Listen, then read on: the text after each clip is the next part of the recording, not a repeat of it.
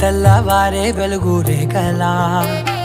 పచ్చ పచ్చ పచ్చి మట్టి బొమ్మలా